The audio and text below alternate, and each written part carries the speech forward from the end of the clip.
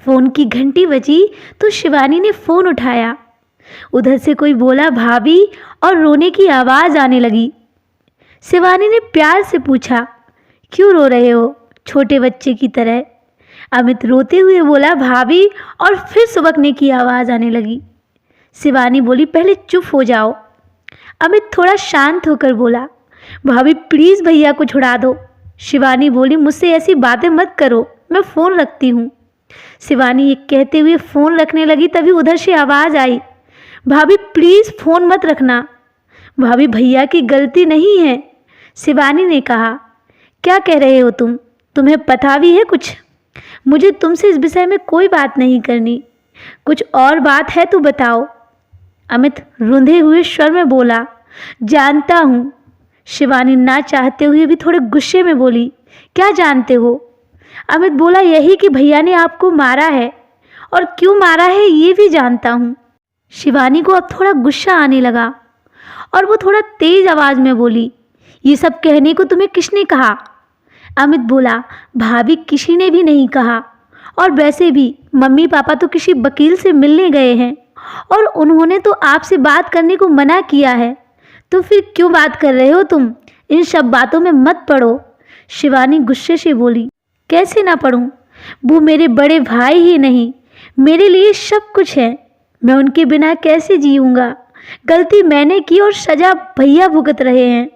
अमित इतना कहकर चुप हो गया। तब शिवानी बोली, तुमने कोई गलती नहीं की, तुम्हारे भैया ने मुझे मारा है। एक बार नहीं कई बार मारा है, और फिर एक दिन गला दबाने की भी कोशिश की थी। अमित भी चीख कर बोला, माँ ने कहा था भैया से कि उसे मारो, क्योंकि आपने मेरे स्कूल की यूनिफॉर्म की टाई और बेल्ट छुपाई थी, और माँ भैया को बार बार फ़ोन करके परेशान किए जा रही थी। भैया ने उन्हें बताया कि आपने ऐसा कुछ नहीं किया, लेकिन माँ ने उससे कहा कि आप झूठ बोल रही थी, आप चाहती ही नहीं कि मैं पढ़ूं। बस भैया को इसी बात पर गुस्सा आ गया था। मैंने सोचा भैया जब शांत हो जाएंगे तो मैं सब सच बता दूंगा, पर मौका ही नहीं मिला। शिवानी हैरान होकर बोली, ये तुम क्या कह रहे हो? तुम्हें पता भी है? अमित धीरे से बोला, हाँ भाभी मैं जानता हूँ मैं क्या बोल रहा हूँ। 24 जनवरी सुबह 5 बजे आप दोनों बेंगलुरु के लिए निकल गए थे। मुझे लगा था उस दिन मैं स्कूल की छुट्टी कर लूँगा, पर मम्मी पापा बोले कोई छुट्टी वुट्टी नहीं होगी, स्कूल जाओ। स्कूल में मेरा टेस्ट था और मैंने याद नहीं किया था। मम्मी पापा को पता था कि बुधवार को स्कूल की यूनिफॉर्म की चेकिंग होती है, इसलिए मैंने टाई बेल्ट जल्दी से बेड के नीचे डाल दिए और उनके साथ ढूंढने लग गया। ढूंढने में ही समय निकल गया। मम्मी को लगा आप छुपा कर गई हैं।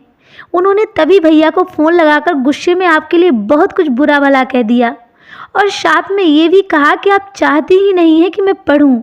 मुझे ये नहीं पता था कि ये बात इतनी बड़ी हो जाएगी। सॉरी भाभी।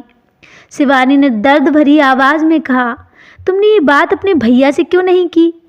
अमित बोला, मैंने भैया को फ़ोन किया था, पर भैया ने कहा मैं बाद में बात करूँगा। मैं डर भी गया था। भाभी प्लीज़ भैया को जेल से निकाल दो। मैं उनकी ज़िंदगी खराब होते नहीं देख सकता, उनकी ज़िंदगी खराब हो जाएगी। उन्होंने बहुत मेहनत की है मेरे लिए, तब जाकर इतनी अच्छी नौकरी मिली है मुझे। भाभी प्लीज़ मेरी खातिर। ये कहकर अमित ज़ोर ज़ोर से रोने लगा। शिवानी बोली, चुप हो जाओ, मैं तुम्हारे भैया को जेल से निकाल दूंगी, पर तुम प्रॉमिस करो तुम हमारी इन बातों के बारे में कभी किसी को नहीं बताओगे, अपने भैया को तक नहीं। ये कहकर शिवानी फ़ोन रख देती है और साथ में ये भी कहती है कि आज के बाद तुम मुझसे बात नहीं करोगे। शिवानी ने फ़ोन रख दिया। फ़ोन रखकर वो फूट फूट कर रोने लगी। थोड़ी देर बाद चुप हो गई और कंप्लेंट वापस कैसे लेनी है ये सोचने लगी, क्योंकि पापा ने ही वहाँ से थाने में फ़ोन किया था और पुलिस रात को ही आकर पकड़ कर ले गई थी उसके पति को। तभी दरवाजे पर बेल बजी। वो दरवाज़ा खोलती है तो उसके पापा थे, और दरवाज़ा खोलते ही वो अपने पापा के गले लगकर खूब रोती है। उसके पापा की भी आंखें नम हो जाती हैं। फिर उसके पापा उसे चुप करवाते हैं और उसे कहते हैं, तैयार हो जाओ, थाने जाना है, FIR लिखवानी है। रात को तो सिर्फ तुम्हारे प्रोटेक्शन के लिए पुलिस उसे ले गई थी।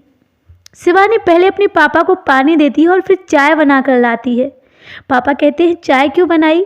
शिवानी कहती है पापा पहले मुझे आपसे कुछ बात करनी है। फिर वो बैठकर सब बातें बताती है।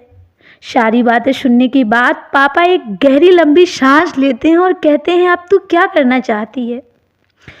शिवानी ने कहा पापा मुझे कुछ नहीं करना है, बस आप उस इंसान को जेल से निकलवा दो और अब मैं अपनी ज़िंदगी खुद ही जीऊँगी।